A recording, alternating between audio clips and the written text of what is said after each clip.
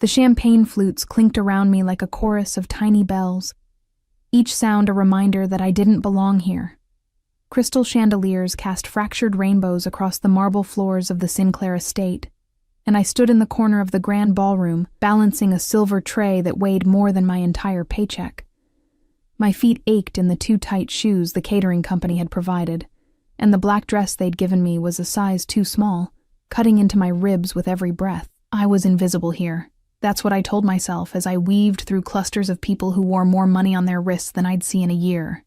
The air smelled of expensive perfume, aged scotch, and something else, power maybe. The kind that made the hairs on my neck stand up. More champagne. A woman with diamonds dripping from her ears snapped her fingers at me without even looking at my face. "Of course, ma'am." I forced a smile and refilled her glass, my hand steady despite the exhaustion pulling at my bones. I'd been on my feet for 6 hours, and the night was far from over. This was my 3rd catering gig this week. Between my day job at the diner and these evening events, I barely slept. But rent didn't pay itself, and my mother's medical bills kept piling up like autumn leaves. So I smiled, I served, and I disappeared into the background. Then I felt it, a shift in the air, like the temperature had dropped 10 degrees. The conversations around me didn't stop exactly, but they changed, became quieter, more careful. I glanced toward the main entrance and saw them. 3 men in perfectly tailored black suits, moving through the crowd like sharks through water. People parted for them without being asked. But it was the man in the center who made my breath catch. He was tall enough that I had to tilt my head back to see his face properly. Dark hair, styled with a kind of casual precision that screamed money. His suit was black, expensive enough that I could tell from across the room, and it fit him like it had been sewn onto his body. But it wasn't the clothes that made my stomach twist. It was the way he moved, predatory, controlled, like he owned every inch of space he occupied, and the way everyone watched him, with fear barely disguised as respect. I looked away quickly, focusing on my tray. This wasn't my business.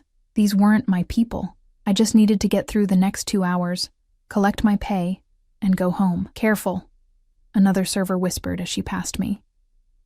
"That's Dante Moretti."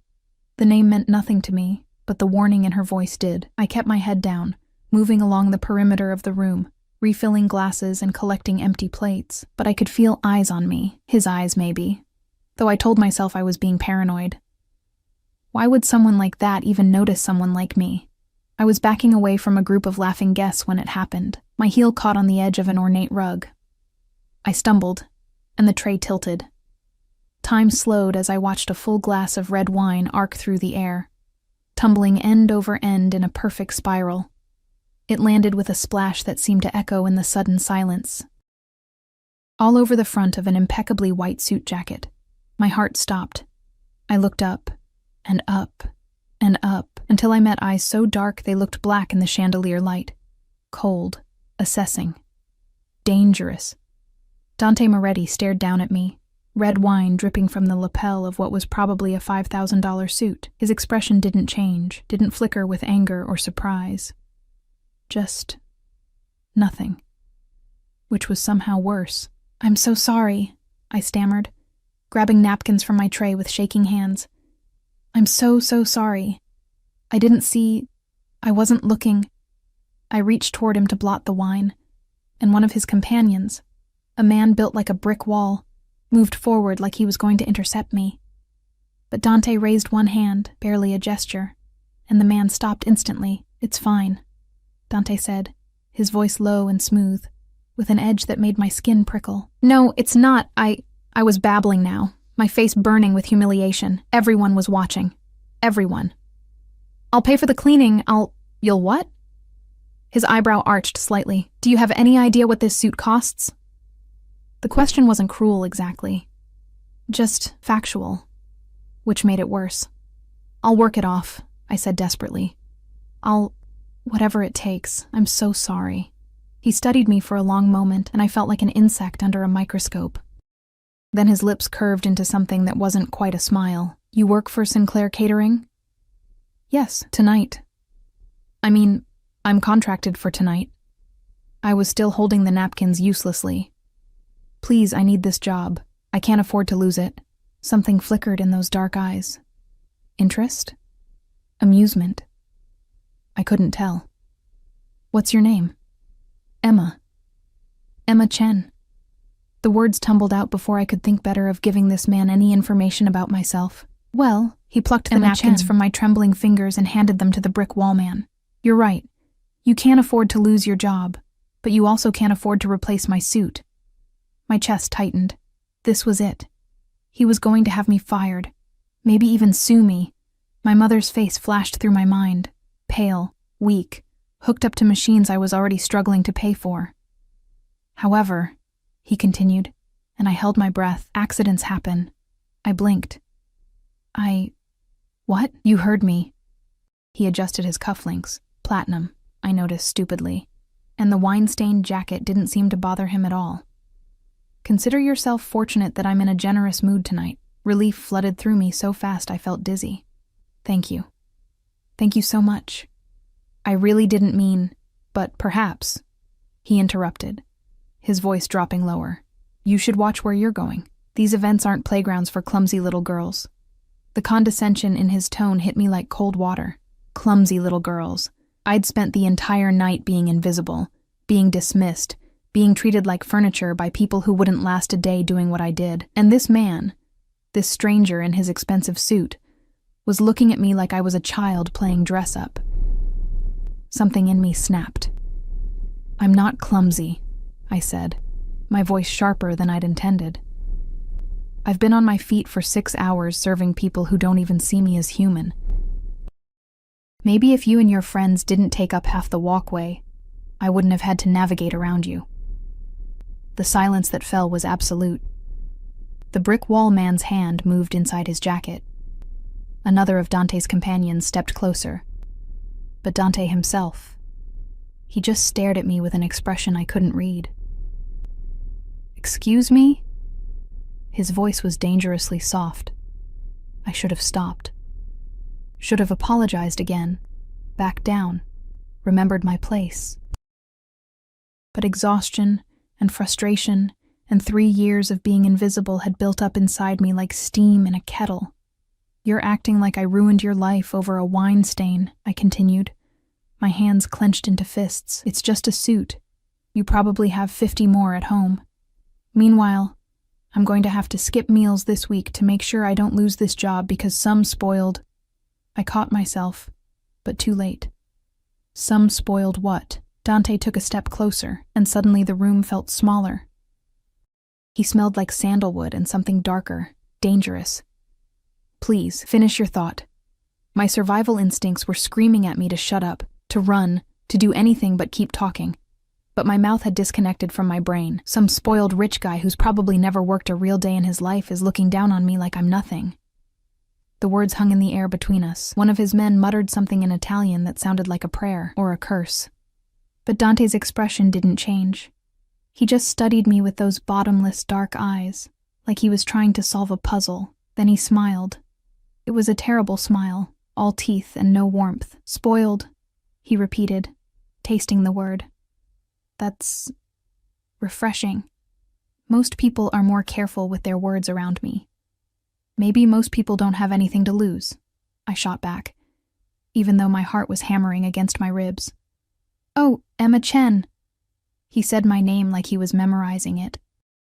Everyone has something to lose. Before I could respond, a woman's voice cut through the tension like a knife. Dante, darling.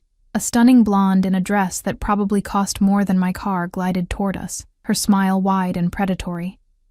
She looped her arm through Dante's without seeming to notice or care about the wine stain.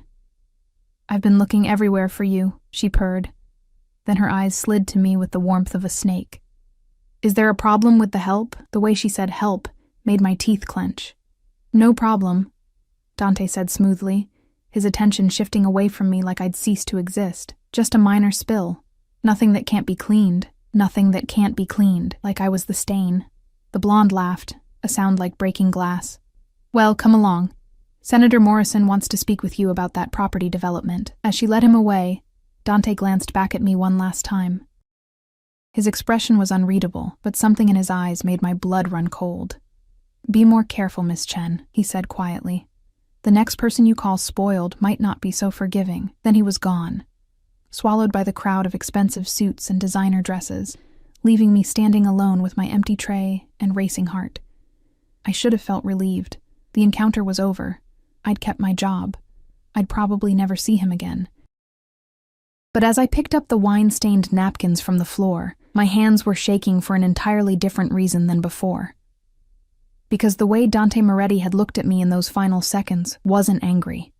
It was interested, and something told me that was infinitely more dangerous. I didn't sleep that night. I kept replaying the encounter in my mind, cringing at every word I'd said. What had I been thinking, calling a man like that spoiled? A man who had the kind of presence that made rooms go quiet. The catering manager hadn't said anything about the incident, which should have been a relief, but instead, it just made me more anxious. By the time my alarm went off at 5:30 a.m., I'd convinced myself I was being paranoid. It was over. Done. I'd never see Dante Moretti again, and he'd already forgotten about the clumsy waitress who'd ruined his suit. I dragged myself through my morning shift at Rosie's Diner, pouring coffee and serving pancakes to the early crowd. My feet still ached from the night before, and my eyes felt like they'd been rubbed with sandpaper. But I smiled at the regulars, topped off mugs without being asked, and pretended everything was fine. It was almost 2 p.m. when my phone rang. Unknown number. I almost didn't answer. Probably a spam call about my car's extended warranty, but something made me swipe to accept.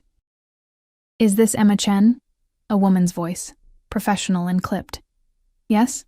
Who's calling?" "This is Rebecca Sterling from Sterling & Associates Law Firm. I'm calling on behalf of our client, Mr. Dante Moretti." My blood turned to ice. What? "Mr. Moretti would like to schedule a meeting with you. Today, if possible. We can send a car to your location at 4 p.m. "A meeting about what?" My voice came out higher than normal. "Look, I already apologized for the suit. I said I'd pay. This isn't about the suit, Miss Chen." Rebecca's tone was perfectly neutral. "Mr. Moretti has a business proposition for you. The details will be discussed in person." "I don't understand. What kind of business would someone like him have with someone like me? That's not information I'm at liberty to share over the phone. Will you accept the meeting?" Every instinct I had screamed at me to say no, to hang up, block the number, pretend this call never happened. But a business proposition from a man who clearly had money, when I was drowning in medical bills and barely making rent. What if I say no? I asked quietly. There was a pause. When Rebecca spoke again, her voice was softer, almost sympathetic. "Then I'm instructed to inform you that Mr. Moretti will be very disappointed, and Mr. Moretti doesn't handle disappointment well." It wasn't a threat. Not exactly. But the implication was clear. I closed my eyes and thought of my mother, hooked up to machines in the extended care facility, of the eviction notice I'd shoved in my drawer yesterday, of the impossible choice between eating and paying bills. "Fine," I said. 4 p.m. "Where?" "The car will pick you up from Rosie's Diner. Be ready." She hung up before I could ask any more questions. I stared at my phone, my reflection ghostly in the dark screen. What had I just agreed to? The car that arrived at exactly 4 p.m. was not what I expected. It was a black Mercedes, sleek and menacing, with windows so dark I couldn't see inside. The kind of vehicle that cost more than most people's houses. A driver in a crisp black suit stepped out and opened the rear door without a word, his eyes hidden behind sunglasses despite the overcast sky. I hesitated on the sidewalk, my worn purse clutched against my chest like a shield. "Miss Chen?" His voice was polite but firm. "Mr. Moretti is waiting." The mention of that name made my decision for me. I climbed into the back seat, and the door closed behind me with a heavy final thunk that reminded me of a vault sealing shut. The interior smelled like leather and something expensive. Cologne, maybe. The seats were impossibly soft, and there was a privacy screen between me and the driver. As we pulled away from the diner, I watched the familiar streets of my neighborhood disappear through the tinted windows, replaced by increasingly upscale buildings. We drove for 20 minutes, heading toward the financial district where glass towers pierced the sky like shards of ice. Finally, we pulled into an underground parking garage beneath one of the tallest buildings, past security gates that required keycards and facial recognition. The driver opened my door, and I stepped out onto polished concrete that gleamed under fluorescent lights. He gestured toward a private elevator with brass doors. "Penthouse level," he said. "You're expected."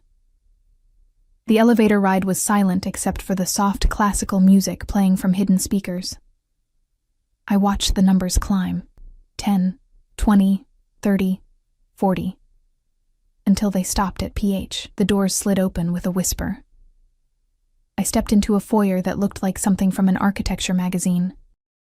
Floor-to-ceiling windows overlooked the entire city, the late afternoon sun painting everything gold. The floors were dark hardwood, the furniture minimal and expensive. Modern art hung on the walls, originals, I was sure, not prints. And standing by the windows, hands in his pockets, was Dante Moretti. He'd changed from last night's wine-stained suit into charcoal gray, equally expensive. His dark hair was slightly tousled, like he'd run his hands through it recently. When he turned to face me, those black eyes found mine immediately. "Emma Chen." He said it like a statement, not a question. "Thank you for coming. Did I have a choice?" The words slipped out before I could stop them. One corner of his mouth lifted. "There's always a choice. You made yours." I stayed near the elevator, my fingers finding the strap of my purse. "Your lawyer said you had a business proposition. What could you possibly want from me?" "Direct. I appreciate that." He moved away from the windows, each step deliberate and measured. "Can I offer you something to drink? Water? Wine?" His eyes glinted with dark humor. "I promise not to wear it this time." "I'm fine. I'd just like to know why I'm here." He studied me for a long moment, then gestured to a sleek leather couch. "Sit, please." It wasn't really a request. I perched on the edge of the couch, my back straight, ready to bolt if necessary. Dante sat in the chair across from me, close enough that I could see the gold flecks in his dark eyes, the shadow of stubble along his jaw. "Let me tell you a story," he began, his voice low and smooth. "About a man who built an empire from nothing, who clawed his way up from the streets, who made deals with devils to protect what was his. This man has enemies, powerful ones, enemies who would love nothing more than to see him fall." I swallowed hard. "Why are you telling me this?" "Because context matters, Emma. This man needs something that money can't buy. He needs legitimacy, respectability, the kind that comes from the right connections, the right appearances." His eyes never left mine. "He needs a wife." The words hung in the air between us like smoke. I laughed. I couldn't help it. A short, disbelieving sound. "You're not serious." "I'm always serious." "Then you're insane." I started to stand. "I'm leaving." "Sit down." His voice didn't rise, but the command in it made me freeze. "I haven't finished. I don't need to hear more. I don't know what kind of joke this is."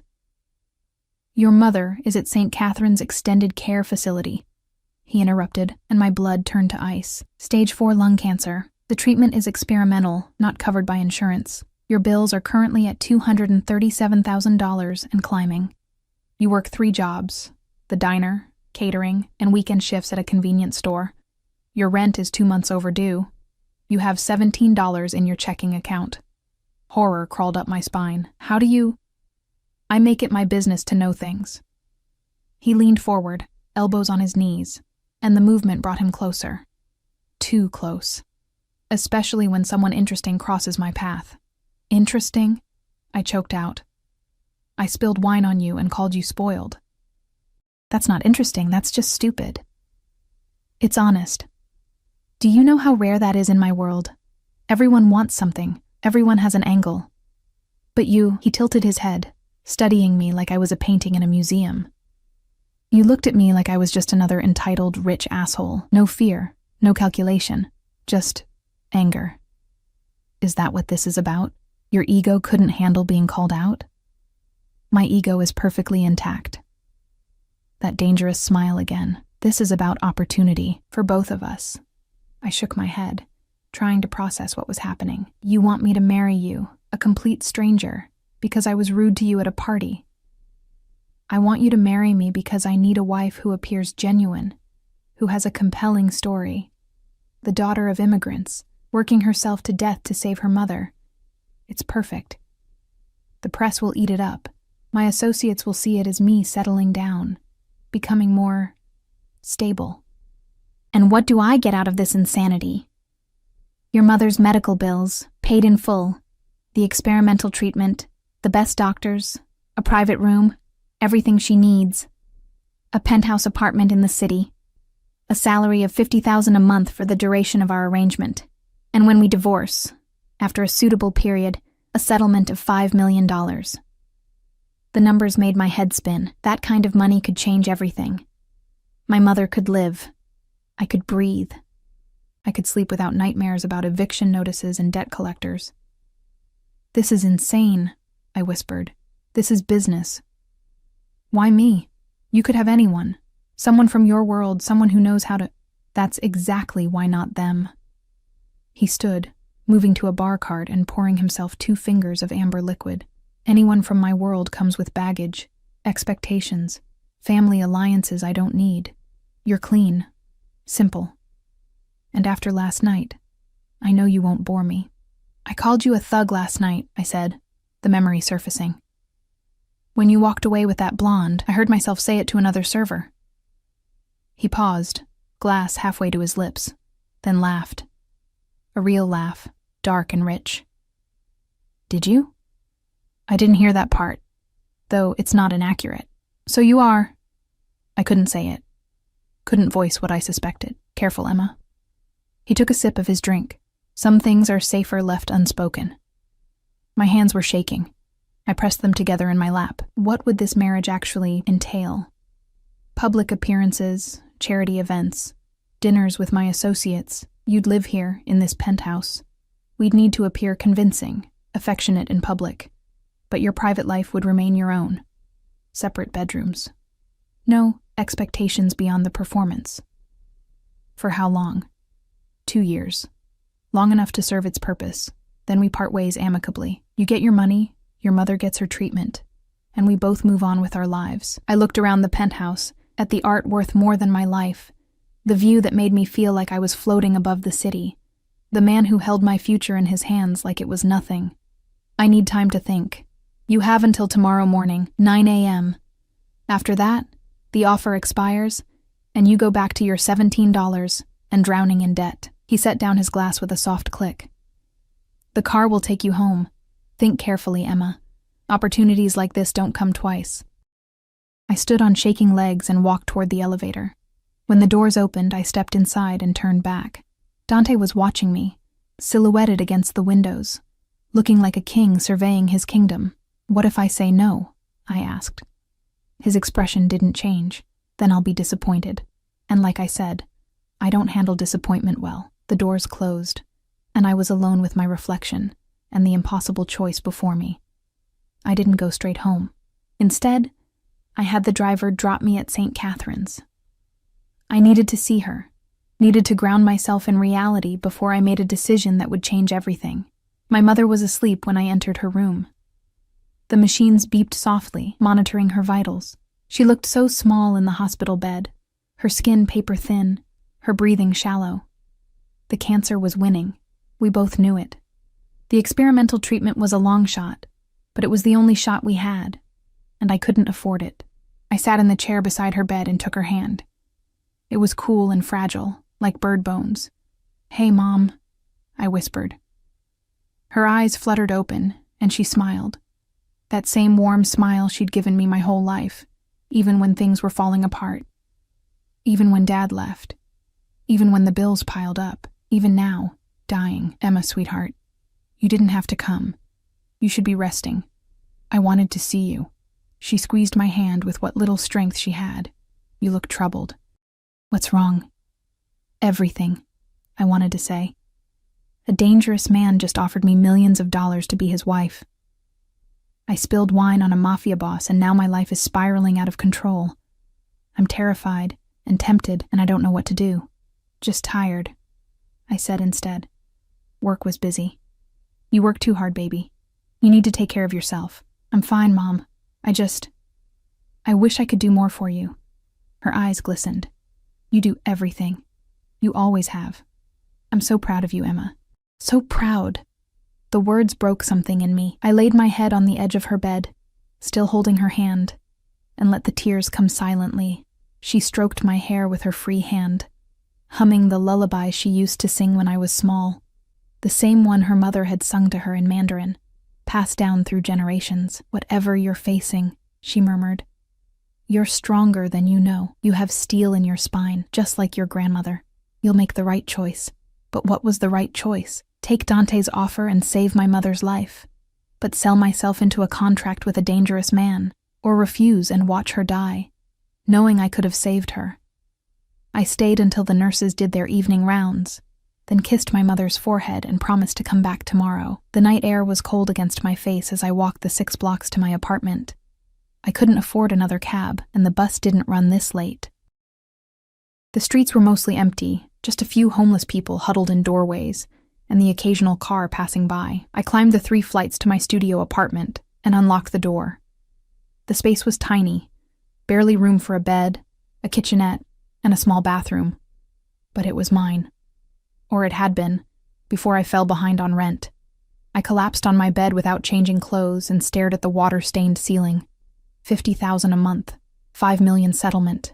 My mother's treatment paid in full. 2 years of my life, playing pretend with a man who terrified me. I picked up my phone and Googled Dante Moretti. The results made my stomach drop. CEO of Moretti Enterprises, real estate mogul. Alleged ties to organized crime. Under investigation for money laundering. Suspected head of the Moretti crime family. There were photos. Dante at charity galas, cutting ribbons at building openings, shaking hands with politicians.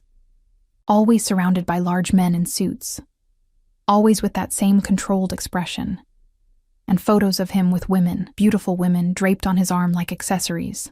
The blonde from last night appeared in several, identified as socialite Victoria Sterling. I was so far out of my depth I couldn't even see the surface. My phone buzzed. Unknown number. I already knew who it was. The text was simple. 9 a.m. Don't be late. D. I threw my phone on the bed and pressed my palms against my eyes. Steel in your spine, my mother had said. I had until morning to decide if that steel was strong enough to survive Dante Moretti. I didn't sleep. At 8:45 a.m., I stood outside the gleaming tower that housed Moretti Enterprises, wearing my only decent dress, a simple navy sheath I'd bought for job interviews years ago. My hair was pulled back in a neat bun, and I'd covered the dark circles under my eyes with drugstore concealer. I looked like I was going to my own execution. The same driver from yesterday was waiting by the black Mercedes. He opened the door without a word, and I slid inside. This time, I noticed details I'd missed before. The car was armored. I could tell from the weight of the door, the thickness of the glass. There was a gun in a holster under the driver's seat. We were followed by another black SUV, visible in the side mirror. This wasn't just wealth. This was protection, power, danger. We parked in the same underground garage, but this time the driver escorted me to a different elevator. This one required a key card and a fingerprint scan. The doors were solid steel. 40th floor, he said. Mr. Moretti's private office. The elevator rose smoothly, and my stomach churned with each passing floor. When the doors opened, I stepped into a reception area with a stunning view, and a desk where a severe-looking woman in her 50s sat like a guard dog.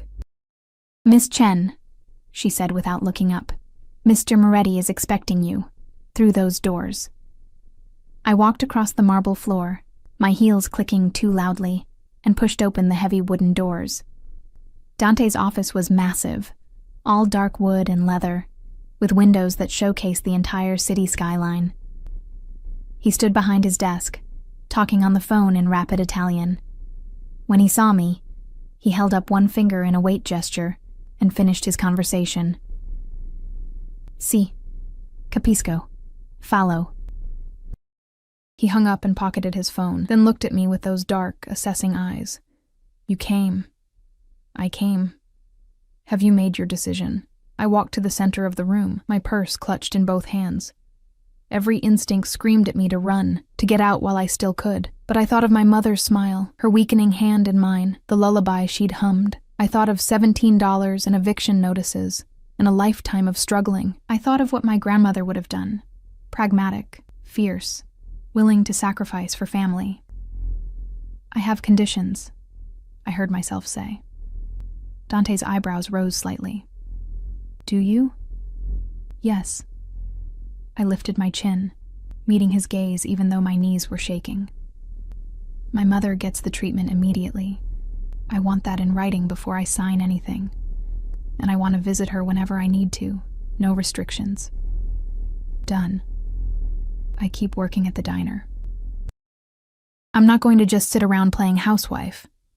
His jaw tightened. Absolutely not. My wife doesn't serve pancakes.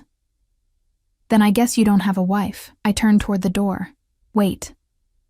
The word cracked like a whip. I stopped but didn't turn around. I heard him move, felt him approach until he was close enough that I could smell that sandalwood scent again. Why is the diner so important? Because it's mine.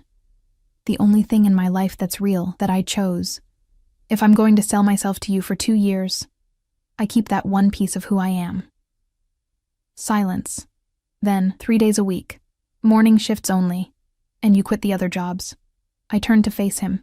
We were too close. I could see the tiny scar above his left eyebrow, the exact shade of darkness in his eyes. Fine. Anything else? I want my own bank account. Not joint, not controlled by you. I want my own money. You'll have an allowance. No. I stepped closer, surprising even myself. I won't be dependent on you handing me cash like a child.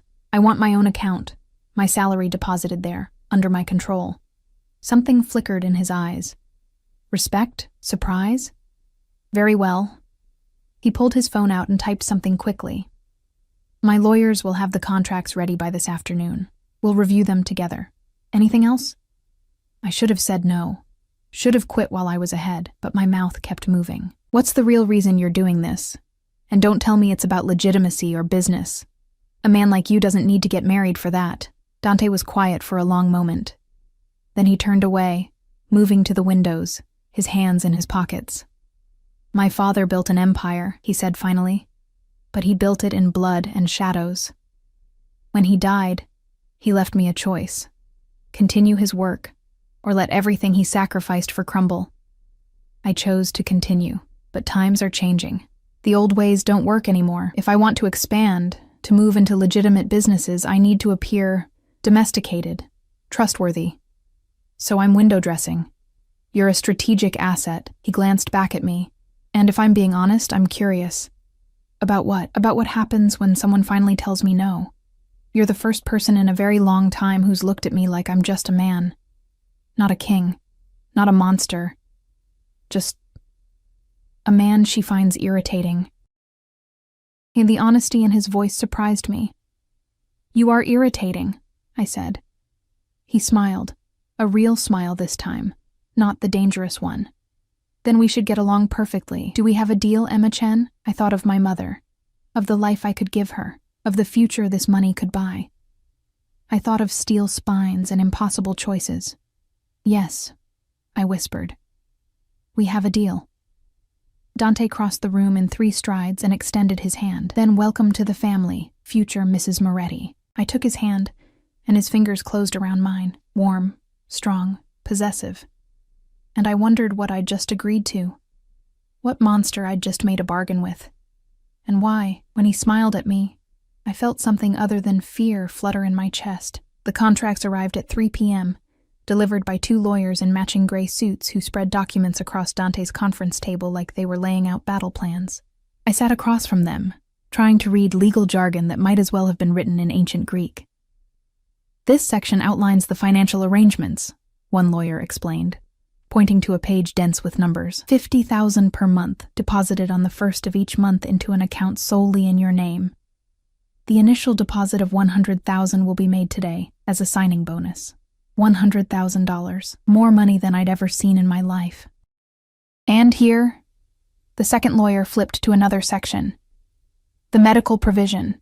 All expenses related to your mother's care, including the experimental treatment, specialists, medications, and facility fees, will be covered by Mr. Moretti's private medical fund. No caps, no limits. I looked up at Dante, who sat at the head of the table, watching me with that unreadable expression. "You're really doing this. I honor my agreements," he said simply. "What about after, when we divorce?" "The settlement. $5 million. Paid in full within 30 days of the divorce being finalized. Plus, you keep any assets acquired during the marriage in your name, including the apartment we'll set up for you." My head spun. This was really happening. "There's also this clause," the first lawyer said, his tone careful. "Regarding discretion. You agree not to discuss Mr. Moretti's business affairs with anyone during or after the marriage. Not family, not friends. What you see, what you hear, it stays private. What if I see something illegal?" The room went very quiet. Dante leaned forward, elbows on the table. "You won't. I keep my business and my personal life separate. But if you're asking whether you'll be expected to lie to the police or commit crimes, no. That's not what this is about. Then what is it about? Privacy. My world is dangerous, Emma. The less you know, the safer you are. Trust me on that." I didn't trust him. Not even a little bit. But I also didn't have much choice. Fine. What else? We went through page after page. The living arrangements. I'd move into the penthouse within the week. Public appearances. At least 2 per month. More during election seasons or major business events. Social media. I'd need to maintain accounts, post occasionally about our relationship, but a team would help manage it. "And this," the second lawyer said, sliding a separate document toward me. "The prenuptial agreement. In the event of divorce, you waive any claim to Mr. Moretti's existing assets or business holdings. You receive the agreed-upon settlement, nothing more." "I don't want his business," I said. "I just want what we agreed to. Sign here. And here. And here." My hand shook as I picked up the pen. This was it. The moment everything changed, I thought of my mother in that hospital bed. Thought of the eviction notice. Thought of drowning in debt for the rest of my life. I signed. Dante signed after me, his signature a bold slash across the page. Then he stood and extended his hand again. "Congratulations, fiancé. When's the wedding?" I asked, my voice hollow. 2 weeks. Small ceremony, immediate family only. Then a larger reception for business associates. 2 weeks? I can't plan a wedding in 2 weeks. You won't have to. I have people for that. He checked his watch. "Speaking of which, they'll be here in an hour." "What people?" "Wedding planner, personal shopper, hair and makeup consultant. You'll need a full wardrobe. My wife can't be seen in—" He gestured vaguely at my navy dress. Heat flooded my cheeks. "There's nothing wrong with my clothes. There's nothing wrong with a Honda Civic either, but I don't drive one." He softened slightly, seeing my expression. "Emma, this isn't personal. It's part of the image we're selling. You need to look the part of your trophy wife, the part of someone who belongs in my world. Even if it's temporary." I wanted to argue, wanted to tell him to take his money and his condescension and shove it. But I'd already signed the contracts, already taken the first step into the cage. "Fine," I said tightly, "but I'm keeping my diner uniform." Something that might have been amusement flickered across his face. Fair enough. The next 3 hours were a whirlwind of measurements, fabric swatches, and people talking at me like I was a mannequin instead of a person. The wedding planner, a tiny woman named Patricia with an iPad and an iron will, asked me questions about flowers and centerpieces that I had no answers for. "Whatever you think is best," I kept saying, until Dante finally intervened. "Patricia, Emma is trusting your expertise. Keep it elegant, simple. No ice sculptures or doves or whatever Instagram trend is happening this week." "Of course, Mr. Moretti." Patricia made notes. "What about the color scheme? Gold and ivory," he said without hesitation. "Next question." He made decisions with the same efficiency he probably used to run his empire. Quick, decisive, final. And somehow, without asking my opinion on any of it, he managed to choose things I actually liked. The personal shopper, Marco, was a different story. "Darling, we need to update everything," he declared, circling me like a shark. The hair, the makeup, the wardrobe, all of it. I like my hair, I protested. It's lovely, but it's hiding you. We need to show you off. He ran his fingers through my long black hair, pulling it this way and that. Layers. Maybe some subtle highlights to bring out your bone structure. No. Emma. I said no. You can style it however you want for events, but you're not cutting it or dyeing it. Marco looked at Dante, clearly expecting backup. Instead, Dante shrugged. She said no. Move on. The surprise on Marco's face almost made me smile. We spent another hour going through photographs of dresses, shoes, bags. Every time Marco suggested something too revealing or too flashy, I vetoed it, and every time, Dante backed me up. She needs to look sophisticated, not desperate, he told Marco. Think old money, not new. By the time everyone left, I was exhausted. I slumped on Dante's office couch, my head spinning with details and decisions and the reality of what I'd committed to. Dante poured 2 glasses of wine and handed me one. You held your own today. Did I have a choice? There's always a choice. You could have let them steamroll you. Most women in your position would have. Most women in my position aren't being forced into a fake marriage with a crime boss. Alleged crime boss, he corrected with a slight smile. And you're not being forced. You agreed. There's a difference. I took a long sip of wine. It was good. Probably expensive. Everything in his world was expensive. When do I move in? Friday. That gives you 3 days to handle your current apartment. Say goodbye to your neighbors. Pack what you want to bring. What if I don't have anything worth bringing? Then we start fresh. He sat in the chair across from me, close enough that our knees almost touched. Emma, I know this is overwhelming, but I meant what I said. I honor my agreements. You hold up your end, I'll hold up mine. Your mother gets her treatment, you get your money, and in 2 years, you walk away and never have to see me again. Why does that sound too good to be true? Because you're smart enough to know that nothing is ever truly free. He swirled his wine, watching the dark liquid catch the light. But I promise you this, I won't hurt you. I won't force you into anything beyond what we agreed to, and I'll protect you from anyone who tries. Why would anyone try to hurt me? His expression darkened. Because the moment you become my wife, you become a target. My enemies will see you as leverage. That's why you'll have security. Always. No arguments. Fear prickled down my spine. What have I gotten myself into? A gilded cage, he said quietly. But at least it's gilded. Friday came too quickly. I'd spent 3 days in a daze, packing my few belongings, saying goodbye to my apartment building, explaining to my mother that I'd met someone and was moving in with him. The lie tasted bitter on my tongue. But the joy in her eyes when I told her about the new treatment plan made it worth it. I'm so happy for you, sweetheart, she'd said, squeezing my hand. You deserve someone who takes care of you. If only she knew the truth. The moving truck Dante sent was comically large for my possessions. 3 boxes of clothes, some books, a few photos. Everything I owned fit in a corner of the truck bed. When I arrived at the penthouse, there were people everywhere. Interior designers rearranging furniture. A tech team installing new security systems. Staff bringing in racks of clothes. My new wardrobe, delivered while I was gone. And Dante, in the middle of it all, orchestrating chaos with calm efficiency. Your room is ready, he said when he saw me. Second door on the left. The master is at the end of the hall. Where will all these people be living? I asked, gesturing at the staff. They don't live here. They're just setting up. By tonight, it'll be just us. Just us.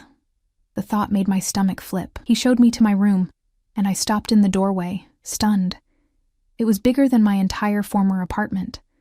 A king-sized bed with silk sheets. A walk-in closet already filled with clothes.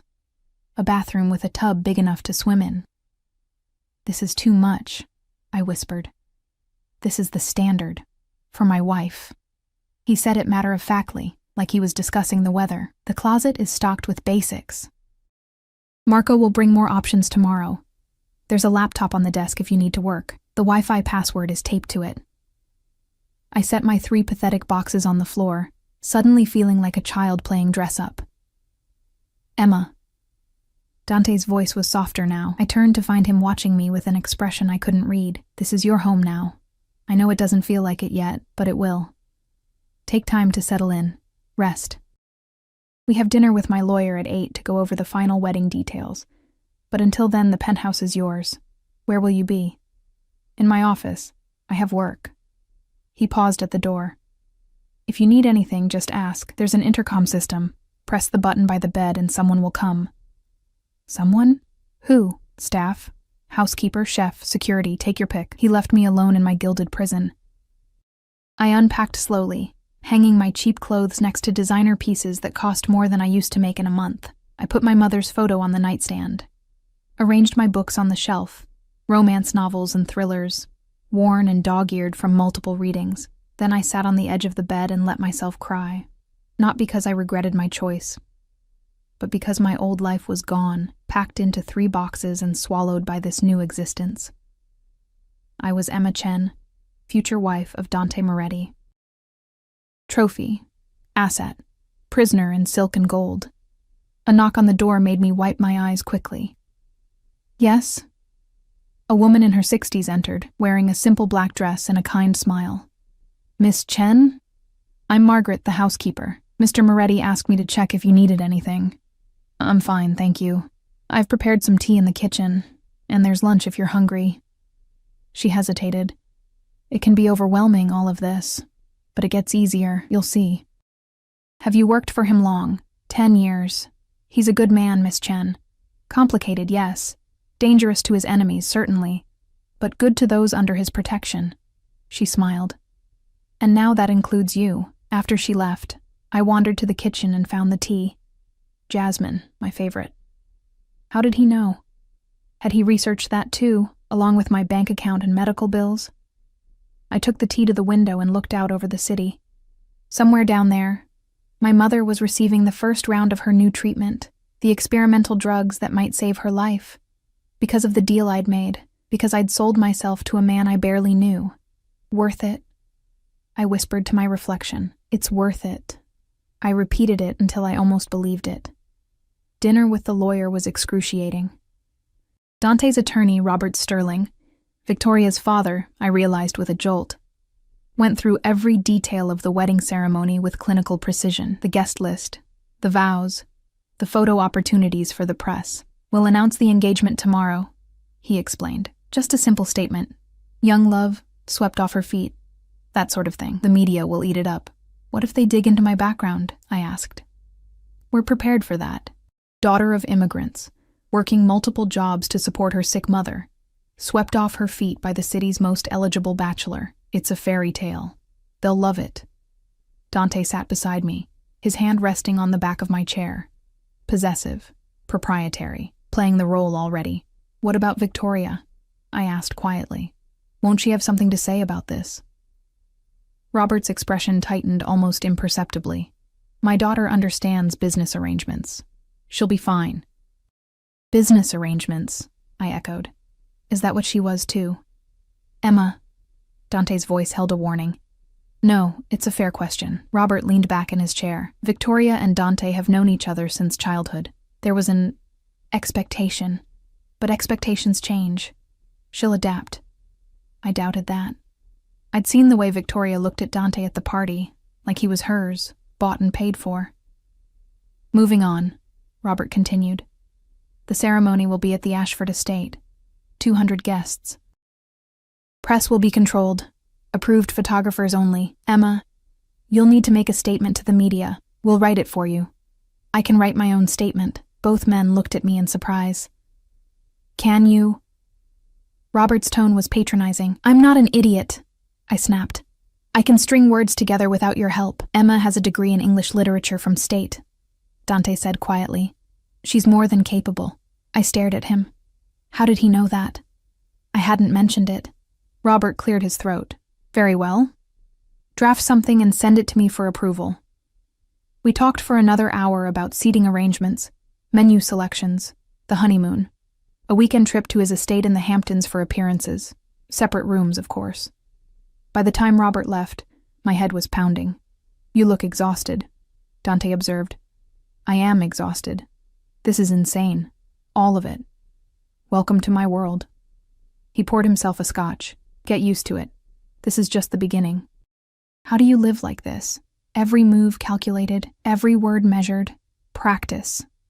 He took a sip, his eyes meeting mine over the rim of the glass. And necessity. In my position, one wrong move can get people killed. The casual way he said it made my blood run cold. I should go to bed, I said, standing. Emma. He caught my wrist as I passed, not hard, just enough to stop me.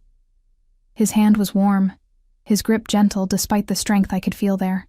Thank you. For what? For not running. For going through with this. I know it's not easy. You're paying me $5 million. That makes a lot of things easier. Is that the only reason you're here? The money? I could have said yes. Should have said yes. But something in his eyes made me honest. No, I admitted quietly. It's mostly for my mother. The money is just a bonus. He released my wrist, his fingers trailing against my skin. Get some rest. Tomorrow we announce our engagement to the world. I retreated to my room and closed the door, leaning against it with my heart pounding. This was my life now, playing pretend with a dangerous man, lying to the world, becoming someone I wasn't. I changed into pajamas and climbed into bed, the silk sheets cool against my skin. Through the wall, I could hear Dante moving around in his room. The shower turning on, the quiet sounds of him getting ready for bed. And I wondered, not for the first time, what I'd really agreed to, what price I'd really be paying for my mother's life, and whether, when this was all over, I'd even recognize myself anymore. The announcement went live at 10 a.m. I was at the diner, pouring coffee for the morning regulars, when my phone exploded with notifications. Text messages, social media alerts, missed calls from numbers I didn't recognize. I ducked into the kitchen and pulled up the news on my phone. The headline made my stomach drop. Moretti heir engaged to mystery woman. There was a photo, one I didn't even remember being taken. Dante and me leaving his building yesterday, his hand at the small of my back, both of us looking like we belonged together. Like we were actually in love.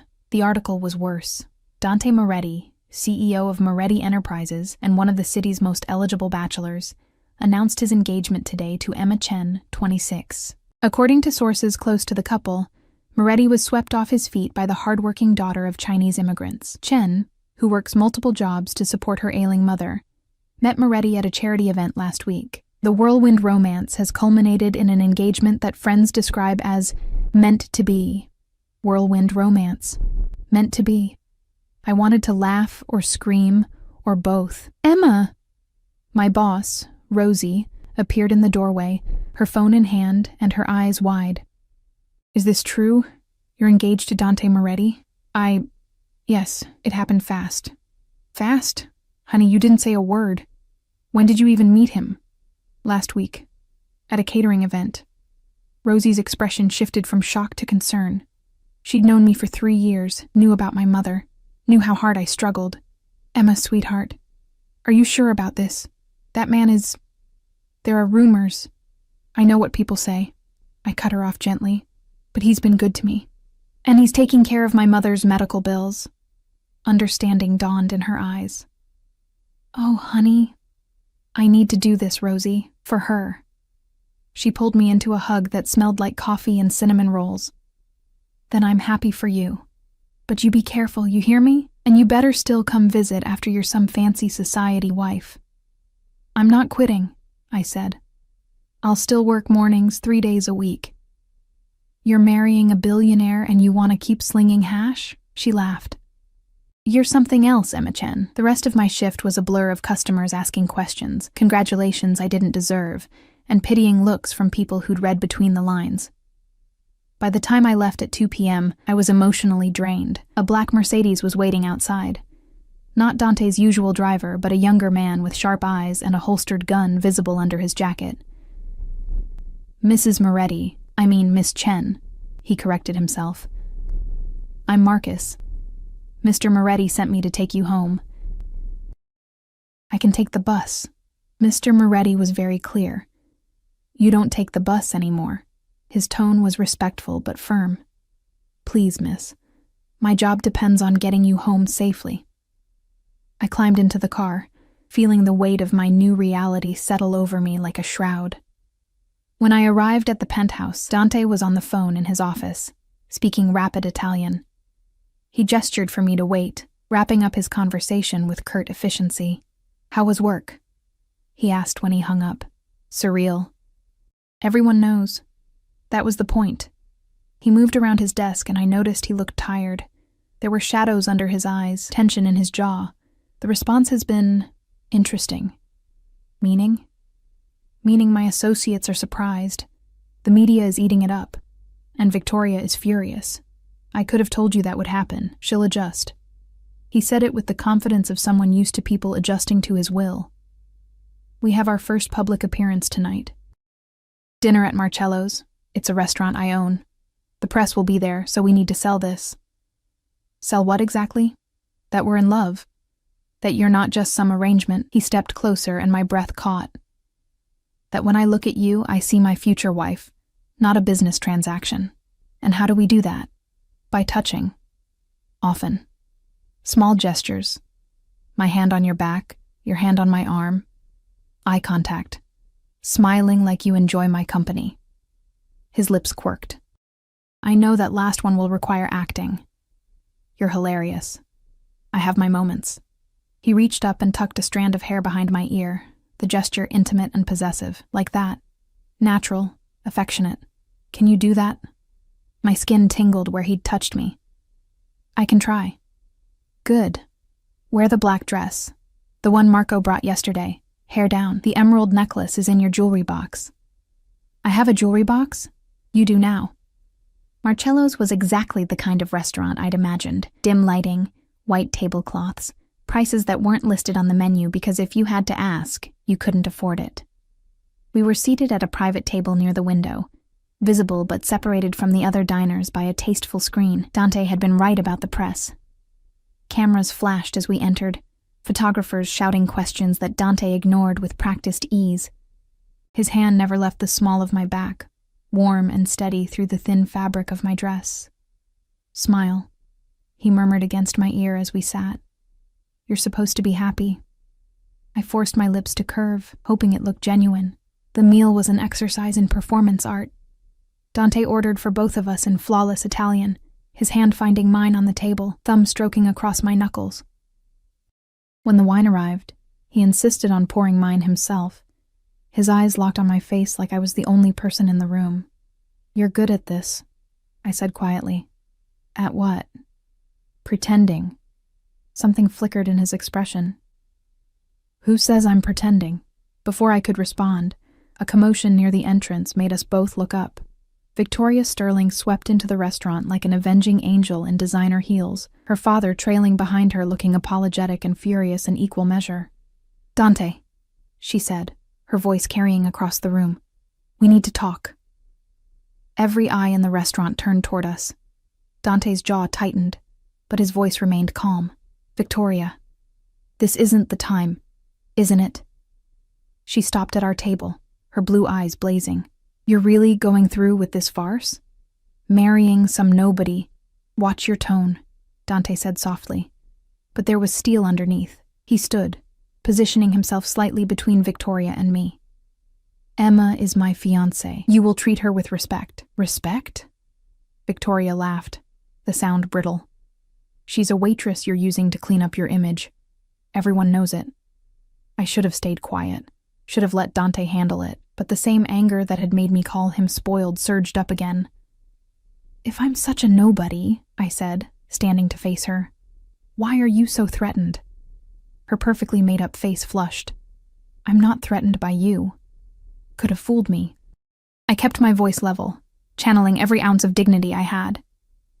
"But then again, I'm just a waitress. What do I know?" Victoria's hand twitched like she wanted to slap me. Dante moved faster, catching her wrist mid-swing. "Enough." His voice was quiet but absolute. "Robert, take your daughter home. Now." "Victoria, please." Robert Sterling stepped forward, his face pale. "This isn't—" "Don't you dare!" Victoria hissed at me, jerking her arm from Dante's grip. "Don't you dare think this is real. He's using you. And when he's done, you'll be right back in your diner, and I'll still be here." She stormed out, her father rushing after her with mumbled apologies. The restaurant was silent. Every phone in the place was probably filming. This would be all over social media in minutes. Dante's hand found mine, squeezing gently. "Sit," he said quietly. "Don't let her see she got to you." I sat, my legs shaking. He sat beside me instead of across, angling his body toward mine, creating a bubble of intimacy despite the dozens of watching eyes. "I'm sorry," he said, low enough that only I could hear. "I should have anticipated that. She's in love with you. She's in love with the idea of me, of what our families expected." He signaled the waiter, who appeared instantly. "We're ready for the check." "But we haven't eaten. We're leaving, now." His tone brooked no argument.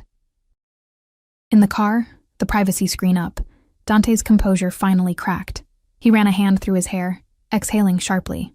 "That was a disaster. Will there be consequences? For you, I mean? Robert will smooth things over. Victoria's just...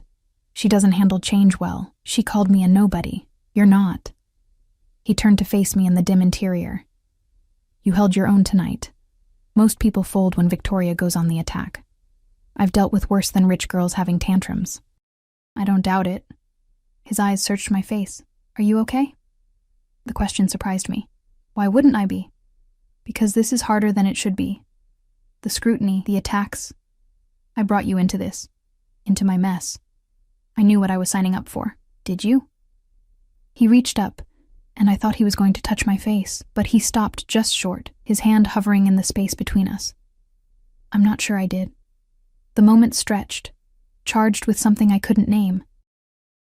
Then his phone buzzed, and the spell broke. He checked the message and cursed under his breath. "I need to handle something. Marcus will take you home. What about you?" "I have a meeting. Don't wait up." He was already typing a response, his attention shifting to business. The vulnerable man from seconds ago disappeared behind the CEO mask. When we arrived at the penthouse, he didn't get out. Just caught my hand before I could leave. "Emma?" He waited until I looked at him. "What Victoria said about me using you. Isn't that exactly what you're doing?" His thumb brushed across my knuckles, maybe at first. "But you're not what I expected." "What did you expect?" "Someone easier, softer, more pliable." A slight smile. "You're none of those things. Sorry to disappoint. You haven't." He released my hand. "Get some rest. Tomorrow we have dress fittings." I climbed out of the car and watched it pull away, my hand still tingling where he'd touched it. Upstairs, the penthouse felt too big, too quiet. Margaret had left dinner in the kitchen, some pasta dish that probably had a fancy Italian name I couldn't pronounce. I ate mechanically, staring at my phone as the internet dissected my encounter with Victoria. Moretti engagement was trending. People were taking sides, some defending me as the real woman who'd captured Dante's heart, others calling me a gold digger who'd trapped him. Victoria's fans were vicious, but so were Dante's. I turned off my phone and went to bed, but sleep wouldn't come. Instead, I lay in the dark, listening to Dante return hours later, his footsteps in the hallway, the sound of his door closing, the shower running, and I wondered what kind of meeting required him to shower afterward. Wondered what kind of man I'd really agreed to marry. Wondered if I was in over my head or exactly where I needed to be. The next 2 weeks were a blur of fittings, appointments, and carefully staged public appearances. Dante and I fell into a routine. Breakfast together before he left for the office, dinners when his schedule allowed, careful performances whenever cameras were present. And somewhere in the performance, something started to shift. He remembered that I took my coffee black with 1 sugar. Started buying jasmine tea in bulk, because I mentioned liking it. Noticed when I was tired and sent me to bed early instead of dragging me to another event. Small things. Insignificant, probably, but they added up. One night, a week before the wedding, I found him in his study at 2 a.m., papers spread across his desk, a glass of scotch in hand. "Can't sleep?" I asked from the doorway. He looked up, surprised. "Did I wake you?" "No, I was reading." I gestured to the book in my hand, one of my dog-eared romances. "What are you working on?" "Details for a new development. Nothing interesting." But he looked exhausted, the shadows under his eyes deeper than usual. I crossed to his desk and picked up the scotch. How much of this have you had? Enough. That's not an answer. I set the glass out of reach. When's the last time you slept through the night? I don't remember. He leaned back in his chair, studying me with those dark eyes. Why are you awake, really? Nervous about the wedding? It's just a performance, like everything else. Is it? The question slipped out before I could stop it. His expression shifted, guarded, curious. What do you mean? Sometimes it feels real, the way you... I trailed off, unsure how to finish. The way I what? Look at me. Touch me.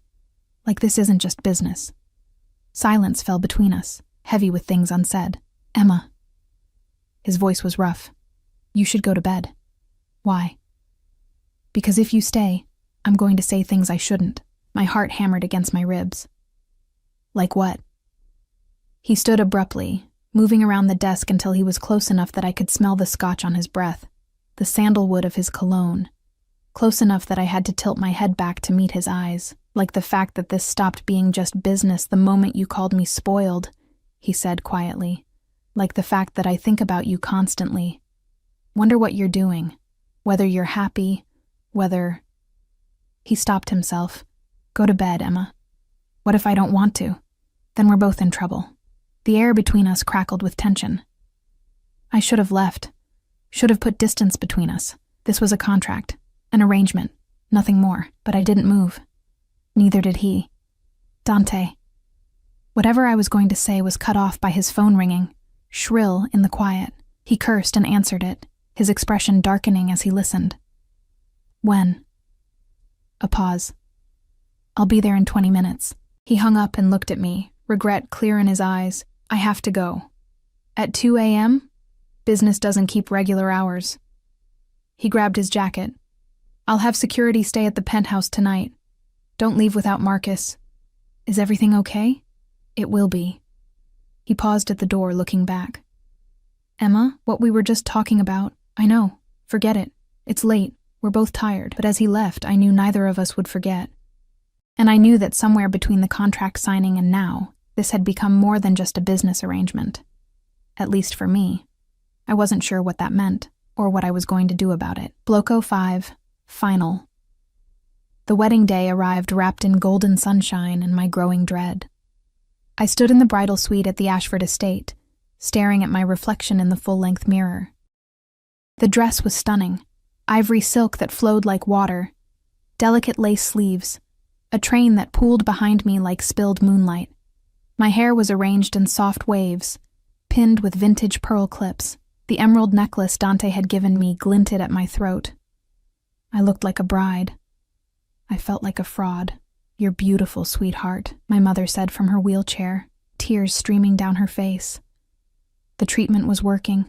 She had color in her cheeks again, strength in her voice. She'd been well enough to attend, which was all I'd wanted. He's a lucky man. If only she knew the truth. Thanks, Mom. I knelt beside her carefully, mindful of the dress. How are you feeling? Like I'm watching my daughter marry a good man. She cupped my face with trembling hands. I know you did this for me, Emma. The medical bills, the treatment. I'm not stupid. My heart stopped. Mom. But I also see the way he looks at you. She smiled through her tears. Like you're the only person in the room.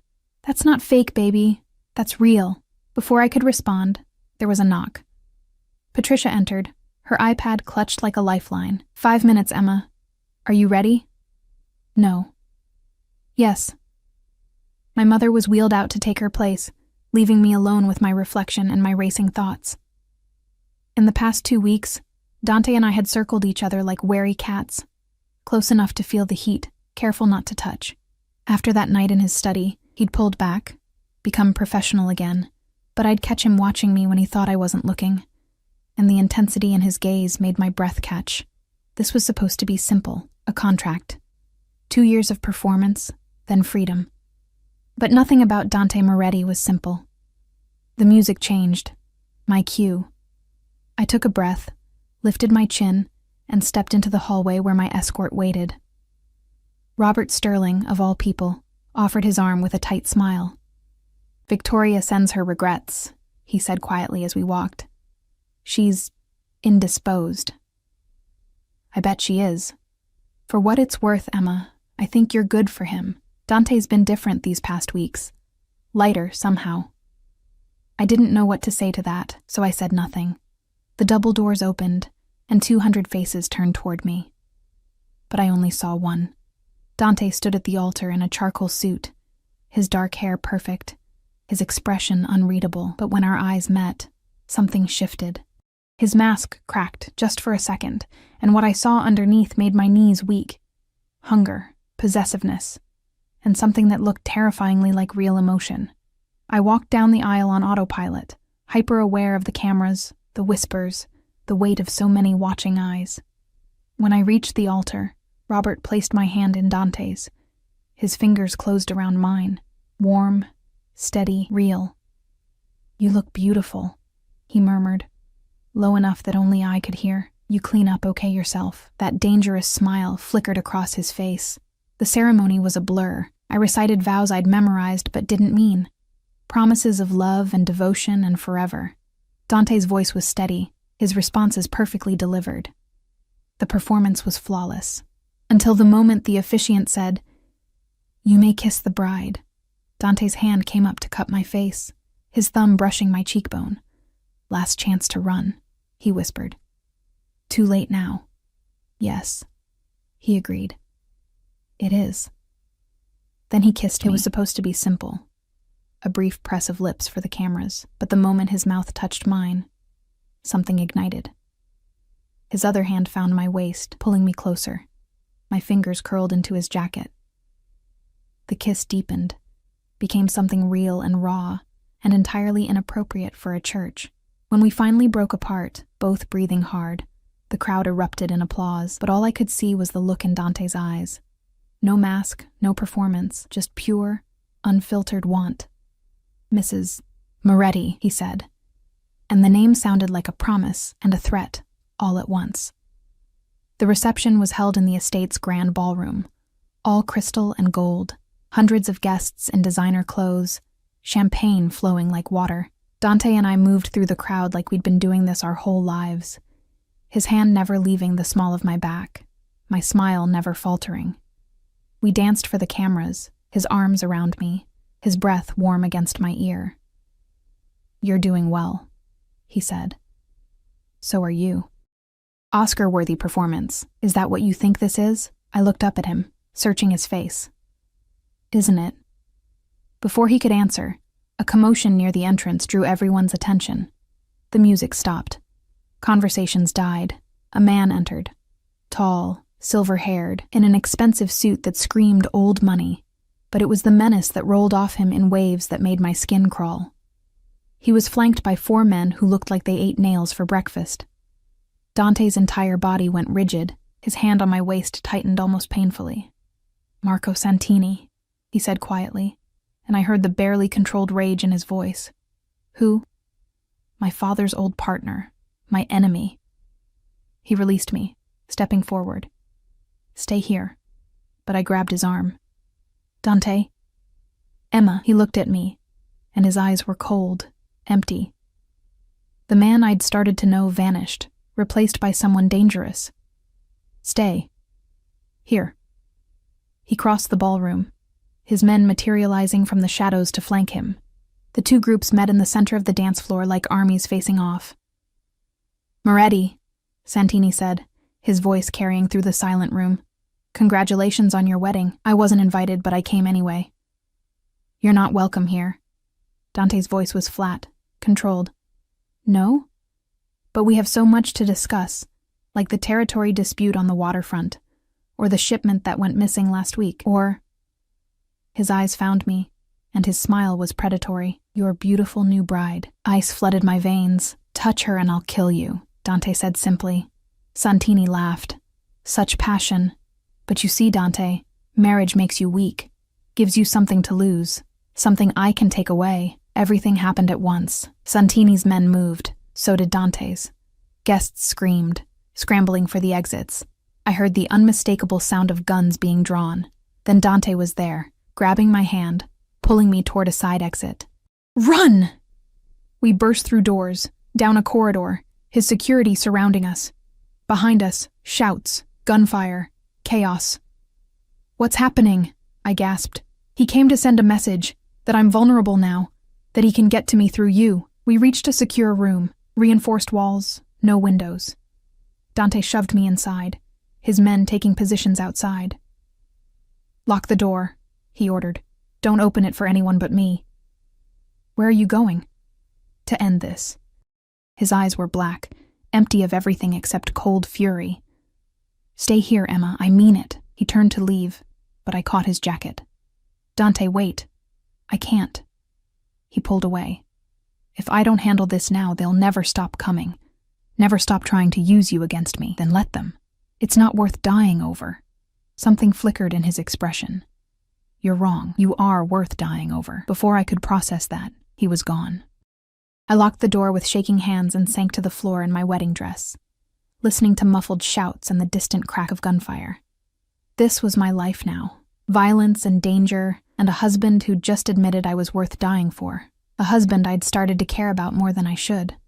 Minutes felt like hours. I counted my heartbeats, my breaths, anything to keep from losing my mind. Finally, there was a knock. Emma. Dante's voice, rough and tired. It's me. Open up. I scrambled to unlock the door. He stood there, his suit jacket gone, his white shirt splattered with blood, but he was standing, alive. Are you hurt? I grabbed his arms, searching for wounds. Not my blood. He stepped inside, closing the door. It's over. Santini's men are gone. He won't be a problem anymore. What does that mean? It means I handled it. His voice was flat, empty. I stared at this man I'd married, this stranger with blood on his shirt and death in his eyes, and I should have been terrified, should have run screaming. Instead, I reached up and touched his face. He flinched like I'd burned him. Emma, don't what? Don't touch you? Don't care that you almost got killed? My voice broke. Don't fall for you? The words hung between us like a confession. His hands came up to grip my wrists, but he didn't push me away. You can't. It's not real. Isn't it? I stepped closer. When did it stop being fake, Dante? When you started remembering how I take my coffee? When you looked at me during the ceremony like I was the only person in the world? When you said I was worth dying for? I shouldn't have said that, but you did. I pulled one hand free and placed it over his heart. It was racing. Tell me this is still just business. Tell me you don't feel anything and I'll believe you. He stared at me for a long moment, war raging behind his eyes. Then he broke. His mouth crashed into mine, hungry and desperate and real. His hands cupped my face, then slid into my hair, destroying the careful arrangement. I grabbed his shirt, pulling him closer, tasting scotch and danger and something indefinably him. We stumbled backward until I hit the wall, his body pressing against mine, one hand braced beside my head. The kiss was nothing like the one at the altar. This was raw, honest, everything we'd been holding back. This is a mistake, he breathed against my lips, probably. You should run from me, from this life. Too late. I kissed him again. I already signed the contract. He pulled back just enough to look at me, his eyes searching mine. Emma, if we do this, if we make this real, there's no going back. My world is dangerous. My enemies won't care that you're innocent. They'll use you against me. They already tried tonight, and it will happen again. Can you live with that? I thought about my mother, safe and healing because of him. Thought about the past weeks, watching him be ruthless in business but gentle with me. Thought about the man behind the mask, the one who remembered my coffee order and bought jasmine tea. Can you live with letting me go? I countered. Something cracked in his expression, the last of his control shattering. No. God help me. No. Then stop trying to push me away. He kissed me again, softer this time, and it felt like a promise, like choosing each other despite everything screaming at us not to. When we finally broke apart, both breathing hard, he rested his forehead against mine. This changes everything, he said quietly. I know. 2 years won't be enough. My heart stuttered. What? I don't want a temporary wife, Emma. I want— He stopped, seeming to struggle with the words. I really want you. No contract, no timeline. Just us. You barely know me. I know enough. I know you're stubborn and brave and you fight back when anyone else would cower. I know you work yourself to exhaustion for people you love. I know you see me, the real me, and you're not afraid. His thumb brushed my cheek. I know that somewhere between hating me and tolerating me, you started to care. And I know I've been falling for you since the moment you called me spoiled. Tears burned behind my eyes. This is insane. Most good things are. He pulled back slightly. But I need you to understand what you're agreeing to. This won't be easy. My life is complicated, dangerous. There will be threats, attacks, things I can't protect you from. Then teach me to protect myself. Surprise flickered across his face. What? If I'm going to be your wife, your real wife, then I can't be helpless. Teach me. How to handle threats. How to navigate your world. How to be strong enough to stand beside you instead of behind you. A slow smile spread across his face. The first real smile I'd seen from him. You continue to surprise me. Good. I'd hate to be boring. He kissed me again, gentler, and it tasted like new beginnings. 3 months later, I stood in Dante's office, our office now, reviewing contracts for the new shelter we were opening. The Moretti Foundation, dedicated to helping families afford medical care. My idea, his money, our project together. Mrs. Moretti, Margaret knocked on the open door. Your mother is here. Send her in. My mother entered, walking on her own now, the cancer in remission. She looked healthy, vibrant, years younger than she had in that hospital bed. Emma, darling, she hugged me tight. I can't stay long. I have that volunteer shift at the shelter. But I wanted to drop these off.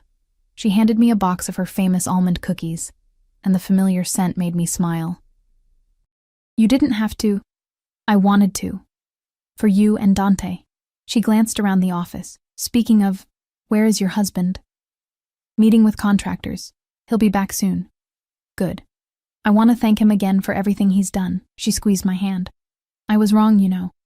At the wedding, when I said you did this for me. Mom.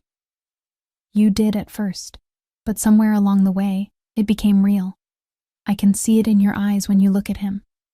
And the way he looks at you, she smiled. Like you hung the moon. Heat crept up my neck. It's complicated. Love usually is. She kissed my cheek. I'm proud of you, sweetheart. You found your steel spine and used it to build something beautiful. After she left, I stood at the window, looking out over the city.